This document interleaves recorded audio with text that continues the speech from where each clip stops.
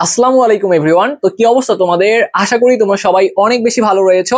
তো আজকের এই ভিডিওতে কথা বলার চেষ্টা করব যে পদার্থবিজ্ঞান অংশে তুমি কিভাবে ভালো করবা, বা যারা 90+ নাম্বার তুলতে চাচ্ছ, যেহেতু তোমাদের হাতে খুব বেশি সময় নেই, কিভাবে তুমি অ্যাপ্রোচ নিলে 90+ নাম্বার ইনশিওর করতে পারবা, এবং আমি কিভাবে এই পদার্থবিজ্ঞান অংশে 90+ নাম্বার পেয়েছিলাম এই টেকনিকগুলো শেয়ার করব।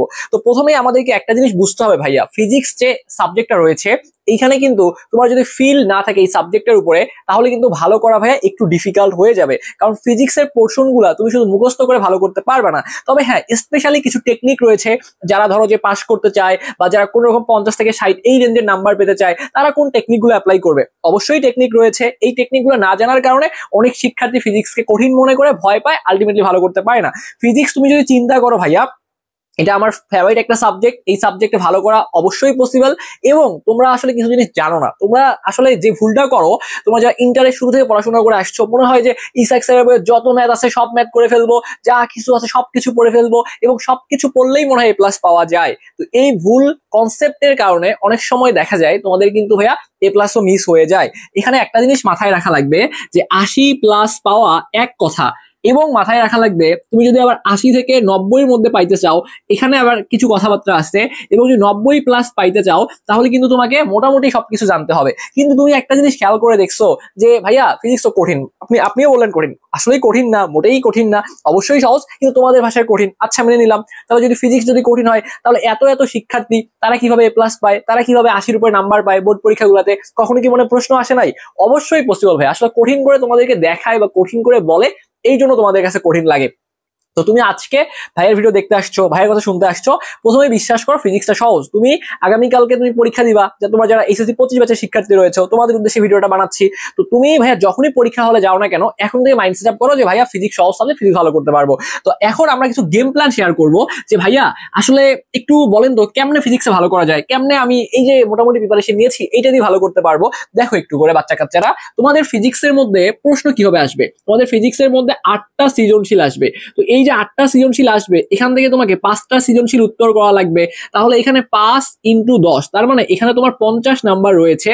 এবং তুমি খেয়াল করো, তোমার এমসিকিউ অংশের মধ্যে কিন্তু ভাইয়া তোমার আবার 25টা নাম্বার রয়েছে। এবং তোমার প্র্যাকটিক্যালের মধ্যে যে 25 রয়েছে, প্র্যাকটিক্যাল, ঠিক আছে, প্র্যাকটিক্যালের মধ্যে যে 25 রয়েছে, আমি ধরে নিলাম যে এই 25-এর মধ্যে তুমি 25 পেয়ে গিয়েছো। কারণ মোস্ট অফ দ্য কেসেই দেখা যায় যে স্যাররা এখানে ভাই কমায় না, 25 দেয়। দু একটা কলেজ থাকতে পারে যেখানে হয়তো একটু যদি প্রবলেম করে সেখানে 22-23 দিতে পারে, বাট ম্যাক্সিমাম কেসে দেখা যায় 25-এর মধ্যে 25 দেয়। তো আমরা ধরে নিলাম এখানে 25-এ 25 পেয়ে গিয়েছি। তো এই যে ভাইয়া ফিজিক্সের যে আমাদের 50 নাম্বার রয়েছে, ভাইয়া আপনি কিভাবে ভালো করেছিলেন, বা আমরা আসলে কিভাবে শেষ সময় কিভাবে ভালো করতে পারি? দেখো, এইখানে ভালো করতে গেলে জাস্ট চোখ কান খোলা রাখতে হবে, ব্রেনকে কাজে লাগাইতে হবে। অনেক সময় পড়াশোনার বাহিরেও যে জিনিসগুলো আছে এগুলো তোমাকে কাজে লাগাইতে হবে। দেখো আমাদের প্রশ্ন কিভাবে আসে, ধরো আমার একটা প্রশ্ন আসছে, 1 নং সৃজনশীল, প্রশ্নটা এইভাবে আসছে, এটা হচ্ছে আমার 1 নং সৃজনশীল। এখন এই যে ভাইয়া আমার 1 নং সৃজনশীল যেটা আছে, তুমি একটু খেয়াল করো, এই 1 নং সৃজনশীলের মধ্যে তোমার ক নাম্বার প্রশ্ন আছে যেখানে নাম্বার হচ্ছে 1, তোমার খ নাম্বার প্রশ্ন আছে এখানে হচ্ছে 2, এখানে তোমার গ নাম্বার আছে যেখানে তোমার 3, এবং ঘ নাম্বার আছে যেখানে তোমার 4। এখন মনে করো এই যে তোমার ক আর খ, এখানে তোমার কত মার্ক আসতেছে? 3 মার্ক আসতেছে, একটা প্রশ্নে 3 মার্ক আসতেছে। যেহেতু তোমাকে 5টা প্রশ্ন লিখতে হবে, তাহলে 5 × 3, তার মানে দেখো 15 নাম্বার আসতেছে তোমার ক এবং খ থেকে। তাহলে ক হচ্ছে ভাইয়া ক আর খ, ক আর খ থেকে 15 নাম্বার আসতেছে। এবং এটা হচ্ছে ভাইয়া আমার দুইটা অংশ, একটা হচ্ছে জ্ঞানমূলক অংশ আর একটা হচ্ছে অনুধাবনমূলক অংশ। অনুধাবনমূলক অংশ। আমাকে ফিজিক্সের কনসেপ্ট আগে বোঝা লাগবে। দেখো ফিজিক্সের মধ্যে বেসিক্যালি আসে কি, ফিজিক্সের মধ্যে তোমার প্রশ্ন আসে বেসিক্যালি এই জ্ঞান অনুধাবন থেকে প্রশ্ন আসে। এবং তোমার মেইনলি যেটা জানতে হয় সেটা হচ্ছে ফর্মুলা, ঠিক আছে, এটা হচ্ছে ফর্মুলা। এবং ফিজিক্সের কনসেপ্ট হবে একটু ভাস্ট, ঠিক আছে, এই কনসেপ্টগুলো একটু ভাস্ট। তুমি যদি এইটা ভালো মতো বুঝতে পারো মজা পাবা, আর যদি ভালো মতো বুঝতে না পারো তাহলে তুমি এটা ফিল পাবা না। এখন কথা হচ্ছে ভাই, আমার তো এইচএসসি পরীক্ষায় জিপিএ 5 পাওয়া কথা, আমি এত বুঝে কি করবো? হ্যাঁ, এরপরে আমার হাতে অনেক সময় আছে, দরকার হলে তখন আমি লম্বা লম্বা ক্লাস করে ডিটেলস ক্লাস করে আমি তখন বুঝে নিবো। আপাতত বলেন যে কেমনে আমি ক্লাস ইনশোর করতে পারবো? ঠিক আছে, তোমার সাথে আমার কথা ডান। তাহলে তো ভাই প্যারানোর কিছু নাই, তুমি তো স্বীকার করতেছো যে ভাই চাপ নেওয়ার কিছু নেই, আমার তো A+ লাগবে, আমাকে ভালো রেজাল্ট করতে হবে, পরবর্তী আমি সময়টা শিখবো। বাট এখন তো শেখার সময় না, পরীক্ষার আগে সময় আছে আমার একদিন, ঠিক আছে, এই সময় আমি যদি সবগুলো জিনিস শিখতে চাই শিখতে পারবো না? হতাশ লাগবে। ওকে, আসো পয়েন্টে আসো। তাহলে প্রশ্ন আসতেছে জ্ঞান অনুধাবন ফর্মুলা, এইটা থেকে আসতেছে। এবং সর্বশেষ যে পার্ট থেকে আসছে সেটা হচ্ছে ম্যাথ, যে আমাদের প্রত্যেকটা জায়গায় দেখা যায় যে আমাদের গ এবং ঘয়ের মধ্যে ম্যাথ থাকে। তাহলে আমাদের ফিজিক্সে ভালো করার জন্য প্রথমেই যে ডিসিশনটা নেওয়া লাগবে এই ক এবং খ এর মধ্যে যে 15 নাম্বারটা রয়েছে, এই 15 নাম্বার আমরা খুব ভালো মতো পরীক্ষা দিব। কেননা দেখো, একটা স্যার যখন তোমার খাতা ভাইয়া প্রথম দেখবে, তখন উনি কিন্তু গ আর ঘ দেখবে না, উনি প্রথমে দেখবে যে ক নাম্বার তুমি আসলে কেমনে লিখছো, এবং উনি দেখবে যে তুমি আসলে খ নাম্বার কেমনে লিখছো। তাহলে ভাইয়া ক এবং খ এ কিভাবে ভালো করতে পারবো, এইটার জন্য কিচ্ছু করা লাগবে না, শুধুমাত্র বোর্ড যে প্রশ্নগুলো আছে, বোর্ডের যে প্রশ্নগুলো আছে ভাইয়া, বোর্ড প্রশ্ন, এই বোর্ড প্রশ্ন কটা করে মুখস্থ করবা, আর খ গুলোর মধ্যে কি পয়েন্ট, যে এটার মধ্যে কি চাইছে, এই অংশটা চাইছে, এই কি পয়েন্ট গুলা মনে রাখবা, পরীক্ষায় জাস্ট বানাই লিখবা। তুমি যদি মোটামুটি লিখতে পারো, স্যার যদি ক আর খ পড়ে দেখে যে এই ছেলেটা তো ভালোভাবে লিখছে, তখন কিন্তু পরবর্তী প্রশ্নগুলায় তোমার নাম্বার কাটবে না ভাইয়া, অবশ্যই কাটবে না, এবং ভালো একটা তোমাকে নাম্বার দিবে। এবং দেখো গ এবং ঘ, এই গ এবং ঘ এর মধ্যে 4 আর 3 7 নাম্বার রয়েছে। তো এই 7 নাম্বারের জন্য ধরো তুমি যখন গ নাম্বারের মধ্যে আসলা, যখন গ নাম্বারে আসলা, তখন লিখবা সুন্দরভাবে দেয়া আছে, দেয়া আছে, ঠিক আছে, মনে করো সুন্দরভাবে লিখলা দেয়া আছে। তো তোমাকে উদ্দীপকে যে ডাটাগুলো দেয়া আছে, এই ডাটাগুলো সুন্দরভাবে এই সাইডে লিখবা, ঠিক আছে, ডাটাগুলো সুন্দরভাবে এই সাইডে লিখলা। ধরো আমরা যদি কোনো একটা এক্সাম্পল দিয়ে তোমাকে বোঝানোর চেষ্টা করি, ধরো সেক্ষেত্রে তোমাকে এখানে চাপের মান দেওয়া আছে, ঠিক আছে, চাপের মান দেওয়া আছে, তারপরে তোমাকে এখানে তাপমাত্রা দেওয়া আছে, ঠিক আছে, তোমাকে এই সূত্রটা বের করতে বললো, পিভি ইকুয়াল টু এন আর টি, তোমাকে এখানে চাপ বের করতে বলতেছে। তো সবগুলো ডাটা তোমাকে এখানে দিয়ে দিচ্ছে, তুমি সেইগুলো এখানে লিখলা, দেয়া আছে, এগুলা এগুলা দেয়া আছে, তারপর লিখলা যে আমরা জানি সূত্র হচ্ছে এইটা। তারপর এই ডাটাগুলো যখন সূত্রে বসাই দিবা, তারপর যখন অ্যান্সার লিখবা, তখন দেখবা স্যার কিন্তু ইমপ্রেস হবে এবং ভালো নাম্বার পাওয়ার পসিবিলিটি আছে। কেননা নাম্বার কিন্তু ডিভাইডেড করা থাকে। এই যে তুমি এগুলো লিখতেছো না যে দেয়া আছে, এগুলো এগুলো এগুলো দেয়া আছে, এখানে তোমার 1 নাম্বার রয়েছে, সূত্র লিখতেছো এখানে 1 নাম্বার রয়েছে, এবং যদি অঙ্কটা পুরোপুরি হয় তাহলে তোমার 1 নাম্বার রয়েছে। তো অনেক শিক্ষার্থী না জানার কারণে দেখা যায় ভাইয়া এগুলো লিখে আসে না, নাম্বার পায় না। তোমাকে আমি একটা সত্যি কথা আজকে বলে যাই, আমার ফিজিক্সে 90 উপরে নাম্বার ছিল ভাইয়া, এসএসসির মধ্যেও ছিল, এসএসসির মধ্যেও ছিল। কিন্তু কথা হচ্ছে, আমি পরীক্ষার মধ্যে আমার এখন যতটুকু ভাইয়া মনে আছে, যে আমার এমন হয়েছিল যে আমি একটা প্রশ্ন মনে পারি না, একটা প্রশ্ন পারি না, কি লিখবো আমি জানি না, সত্যি কথা ভাইয়া, পরীক্ষা হলে আমি পারি না, ওটা আমি কেমনে অ্যান্সার করবো, 4টা লিখছি মোটামুটি ভালো, আর একটা পারি না। তো যেগুলো ভালো পারি সেগুলো তো প্রথমের দিকে লিখছি, আর যেটা পারি না আল্লাহর নাম নিয়ে শুরু করছি, দেয়া আছে এইটা এইটা এইটা, তারপরে সূত্র, তারপর নিজের মতো লিখে দিয়ে আসছি, কি অবস্থা, 90 উপর নাম্বার চলে আসছে। তাহলে চাপ নেওয়ার কোনো কারণ আছে? স্যাররা তোমাকে দেখবে তোমার অ্যাপ্রোচ ঠিক আছে নাকি, অ্যাপ্রোচ ঠিক আছে কিনা, এবং তোমার যদি খাতায় সবগুলো লেখা থাকে ডেফিনেটলি তুমি নাম্বার পাবা। এবং কিছু শিক্ষার্থী আছে, এই যে এই ক্যাটাগরির কিছু শিক্ষার্থী আছে, এই ক্যাটাগরির কিছু শিক্ষার্থী আছে ভাইয়া, পারি না লিখি নাই, পারি নাই লিখি না, এইটা তো করা যাবে না। তুমি যদি ভাইয়া 4 আর 3 7 মার্কের উত্তর খাতায় না লিখো, তাহলে এই 7 নাম্বার কি পাওয়ার কোনো পসিবিলিটি আছে? 7 নাম্বার তো একবারই শেষ হয়ে যাচ্ছে, এই 7-এর মধ্যে তুমি শূন্য পাচ্ছ। তাহলে এরকম যদি তুমি 10 মার্কের উত্তর না লিখো, তাহলে 10 তোমার এমনিতেই চলে যাচ্ছে। তাহলে তোমাকে যে কাজটা করতে হবে, যেগুলো প্রশ্ন তো মোটামুটি ভালো পারো সেগুলো আগে লিখলা, আর যে প্রশ্নগুলো তুমি পারো না সেই প্রশ্নগুলো ক্ষেত্রে দেওয়া আছে সূত্র বা যতটুকু প্রশ্ন থেকে বুঝতে পারতেছো সেইটা যদি লিখে আসতে পারো, তোমাকে অ্যাটলিস্ট তুমি যে 10-এর মধ্যে 10 লিখে আসো, স্যার তোমাকে 6 থেকে 7 দিবে, অবশ্যই দিবে। বোর্ড পরীক্ষাগুলো এরকম হয়, না হলে আমি নিজেই 90-এর উপর নাম্বার পাইতাম না ভাইয়া, দেখা যেত আমি হয়তো 85-86 এরকম পাইতাম, আমার 90-এর উপর আসতো না, নাম্বার কমে আসতো। তো এই জন্য বোর্ড পরীক্ষাগুলো কোনো জিনিস ফাঁকা রাখা যাবে না, এবং প্রত্যেকটা চ্যাপ্টারে যে কাজটা করতে হবে, ফর্মুলাগুলো রিভিশন দাও একবার করে, ফর্মুলাগুলো ভালো মতো পড়ো, কারণ ফর্মুলাগুলো মনে থাকলে পরীক্ষা লিখতে পারবা। পোর্শন 3টা জায়গা থেকে আসতেছে, জ্ঞান এবং অনুধাবন ভালো করার জন্য গাইড বা টেস্ট পেপার যা আছে সেখান থেকে বোর্ড পরীক্ষার প্রশ্নগুলো শুধুমাত্র দেখবো, এবং গ নাম্বারের জন্য সূত্র তো আছে, এবং বিগত বছরের বোর্ড প্রশ্নগুলো দেখবো। একইভাবে ঘ নাম্বারও জাস্ট বোর্ড পরীক্ষার প্রশ্নগুলো শেষ সময় পড়ে যাবো, দেখবা যে ওই টাইপ থেকে কিছু প্রশ্ন কমন আসছে এবং কিছু প্রশ্ন আনকমন আসতে পারে পরীক্ষায়, এইটা মাইন্ডসেট নিয়ে যাওয়া লাগবে। তুমি যদি চিন্তা করো সবই হুবাহু কমন চলে আসবে, তাহলে ভালো করতে পারবে না। একটা প্রশ্ন আনকমন আসছে, শুরু করো, সূত্র লিখো, দেয়া আছে লিখো, ম্যাথটা করো, দেখবা যে ওইখান থেকেও তুমি একটা নাম্বার পেয়ে যাবা। তো তুমি যদি এইভাবে অ্যাটেম্পট নিতে পারো ভাইয়া, তাহলে অবশ্যই ফিজিক্সে ভালো করা সম্ভব। তাহলে এখানে তোমার জ্ঞান অনুধাবনমূলকের মধ্যে অনুধাবনমূলক এটাতে ভালো করতে হবে। এবং দেখো আরেকটা জিনিস তোমাদের শেয়ার করি, কেন এই জায়গায় A+ পাওয়াটা তোমাদের জন্য অনেক বেশি সহজ ভাইয়া।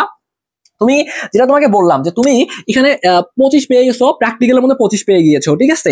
এখন তুমি যদি ভাইয়া এমসিকিউর মধ্যে কোনোভাবে 25টা প্রশ্ন আসে, ভাই আমার টার্গেট, প্রথমে আমি সবসময় একটা ভিডিওতে বলি, আমার টার্গেট কখনো ছোট থাকে না, আমার টার্গেট থাকবে হাই। পরীক্ষার হলে যে যদি কমে আসে সেটা পরের ব্যাপার, বাট তুমি টার্গেট নিবা 25-এ 25টা গাইড কর। কিন্তু ধরলাম যারা একটু উইক ক্যাটাগরি স্টুডেন্ট আছো বা মিড রেঞ্জের স্টুডেন্ট আছো, ধরলাম তুমি 25টা গাইড করতে পারছো না, তারপরে A+ পাওয়া কেন পসিবল? দেখো, মনে করো তুমি 25টার মধ্যে গাইড করছো 15টা, মাত্র 15টা গাইড করে A+ পাওয়া সম্ভব ভাইয়া? দেখো কেমন সম্ভব।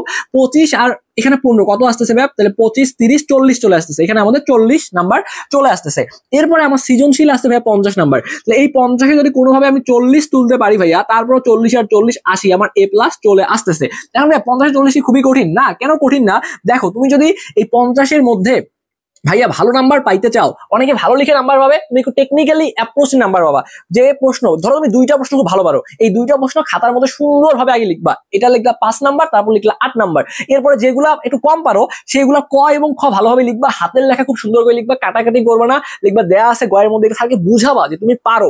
তো এইভাবে যদি লিখতে পারো, মানে তুমি যদি 3টা প্রশ্ন ভালো লিখতে পারো, বাকি লিখতে পারো না, অবশ্যই পারবা। তুমি যদি 50 লিখে আসতে পারো, 50 লিখে আসতে পারো, একটু যদি ভুলও হয় ভাইয়া, একটু যদি ভুলও হয়, তারপরেও দেখবা ভাইয়া 38 থেকে 40 সারা দিয়ে দেয় ভাইয়া, 38 থেকে 40 সারা দিয়ে দেয়। তো তোমার ওই যে ভাইয়া তোমার এই যে জ্ঞান অনুধাবন যে 15 আছে, এই 15 মধ্যে টার্গেট নিবা 13 পাওয়ার, সব লিখতে পাও অবশ্যই 13 পাবা, মিনিমাম 13 পাবা। তাহলে এখানে যদি 13 পাও, এখানে তোমার 2 নাম্বার চলে যাচ্ছে, 2 নাম্বার চলে যাচ্ছে। তাহলে তোমার কিন্তু 50 40 লাগতেছে, তার মানে হাতে এখন 8 আছে, হাতে এখন 8 আছে।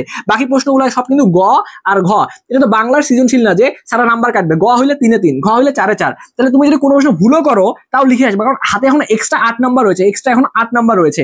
দেখা যাবে অনেক ক্ষেত্রে ভাইয়া এই 8 এর মধ্যে ভাইয়া সারা তোমাকে নাম্বার দেবে, সারা তোমাকে নাম্বার দিবে। তো এই 8 কিন্তু হচ্ছে তোমার এখনো এক্সট্রা প্লাস পয়েন্ট। তো তুমি কি করবা, সবগুলো লিখে আসবা। যদি মনে করো কোনো একটা 4 নাম্বারের প্রশ্ন পারো না, তুমি কি ফাঁকা রাখবা? তোমাকে আজকে আমি শিখাইলাম না, একটা কথা বলে ইনসাল্ট করছি তোমাকে, কি বলছি? তোমাকে বলছিলাম বলদ, বলদ বলছিলাম। তো মনে রাখবা ভাই আমাকে বলদ বলছে না, তুমি তো বলদ না, তুমি ভালো স্টুডেন্ট, বা তুমি যেমন স্টুডেন্ট হও না কেন, তুমি 4 নাম্বার পারো না, তারপর লিখবা দেয়া আছে এটা এটা এটা, মানে খাতা ভর্তি লিখে আসো ভাই। খাতা ভর্তি যদি কন্টেন্ট থাকে ভাইয়া, ফিজিক্সের মধ্যে খাতা আপনি ভরে লিখতে বলতেছেন, আইসিটি বাংলা বলছেন মানা যায়, ফিজিক্সের মধ্যে বলতেছেন, আরে ভাই তুমি তো পাস করতে যাচ্ছ, তোমার তো প্রিপারেশন খারাপ, তুমি তো কিছুই পারো না। তোমার যদি খাতায় কোনো কন্টেন্ট না থাকে, স্যার নাম্বার বসাবে কোথায় ভাইয়া? আমাকে এটা তুমি বলতে পারবা? এগুলো একদম মানে বাস্তব এক্সপিরিয়েন্স থেকে বলতেছি ভাইয়া। তো তোমার যদি ভাইয়া এই হাতে 8 আছে, অবশ্যই সবগুলো উত্তর করে আসবা। যদি তোমার কপালে থাকে এই প্রিপারেশন নিয়েও তোমার এ প্লাস পাওয়া পসিবল, কোনো উত্তর ফাঁকা রাখা যাবে না। তো আশা করি তোমরা জিনিসগুলো বুঝতে পারছো। তুমি যদি এই টেকনিকগুলো অ্যাপ্লাই করতে পারো ভাইয়া, ফিজিক্সে এ প্লাস পাওয়া কিন্তু আসলেই ব্যাপার না। তো তোমরা দেখো কয়েকদিন পরে সামনে এডমিশন পরীক্ষায় বসবা, তোমাদের এডমিশন জার্নির জন্য কিন্তু এখন একটা মাইন্ড সেট আপ করতে হবে। তুমি যদি এখন থেকে গেম প্ল্যান তৈরি করতে না পারো, তোমার তো এসএসসি পরীক্ষা যাবে, যেভাবে হোক যাবে, তো সামনে এডমিশনে বসা লাগবে। 3.50 পাও আর 4 পয়েন্টই পাও, এডমিশনে তো বসা লাগবে। তো তোমরা যারা ভার্সিটি প্লাস মেডিকেলের জন্য প্রিপারেশন নিতে যাচ্ছ, আমাদের দুইটার জন্য কিন্তু আলাদা আলাদা কোর্স চালু রয়েছে। এগুলো আমাদের এসএসসি পরীক্ষার পরেই ক্লাস শুরু হবে। তোমরা যারা মেডিকেল ভর্তি পরীক্ষার জন্য প্রিপারেশন নিবা, তো যারা বাসায় বসে থেকে আমার কাছে একটা গোছানো প্রিপারেশন নিতে চাও, আমাদের যে হোয়াটসঅ্যাপ নাম্বারটা রয়েছে 01317132318, আমাদের এই নাম্বারে হোয়াটসঅ্যাপে কন্ট্যাক্ট করে তুমি এখন প্রি বুকিং করে রাখতে পারো। কেন প্রি বুকিং করে রাখবা ভাইয়া? কারণ এখন প্রি বুকিং করে রাখলে তুমি একটা বিশাল ডিসকাউন্ট পাবা। আমাদের মেডিকেল ব্যাচের ভাইয়া বিগত বছরের ন্যায় এবছরও টোটাল কোর্স ফি কিন্তু ভাইয়া 6000 টাকা, ঠিক আছে? এখানে তোমাকে A to Z সবগুলো জিনিস পড়িয়ে দেওয়া হবে। কিন্তু এখন প্রি বুকিং করে রাখার জন্য তুমি এই সম্পূর্ণ কোর্সটা পেয়ে যাবা মাত্র 3500 টাকায়।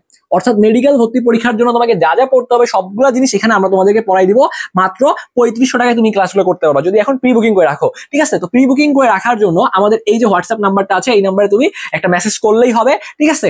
আর এখানে তোমার যদি 3500 টাকা একবারে দিয়ে ভর্তি হতে সমস্যা হয়, সেক্ষেত্রে তুমি এটাও করতে পারবা, সেক্ষেত্রে তুমি 1000 টাকা দিয়ে প্রি বুকিং করে রাখতে পারবা। বাকি টাকাটা তুমি যদি 1000 প্রি বুকিং করে রাখো, তোমার জন্য কোর্স ফি 6000 হবে না, তখন হবে 3500 টাকাই হবে। তাহলে বাকি যে তোমার টাকাটা আসতেছে 2500 টাকা আসতেছে, সেই টাকাটা তুমি এসএসসি পরীক্ষার পর দিয়ে ক্লাসগুলো করতে পারবা। এটা হচ্ছে মেডিকেল ব্যাচের কথা বললাম।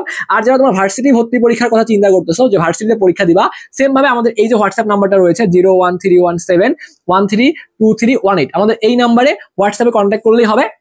তোমাদের কোর্স ফি হচ্ছে ভাইয়া, তোমাদের কোর্স ফি হচ্ছে ভাই 3500, তোমাদের কোর্স ফি ভুল বললাম, তোমাদের কোর্স ফি হচ্ছে ভাই 4500 টাকা, ঠিক আছে? এখন আমরা ডিসকাউন্টে ভাইয়া, ডিসকাউন্ট বলবো না, আসলে প্রি বুকিং করে যারা রাখবা তারা কিন্তু ভাইয়া মাত্র 2000 টাকায়, ঠিক আছে? তারা মাত্র 2000 টাকায় প্রি বুকিং করে রাখতে পারবা, ঠিক আছে?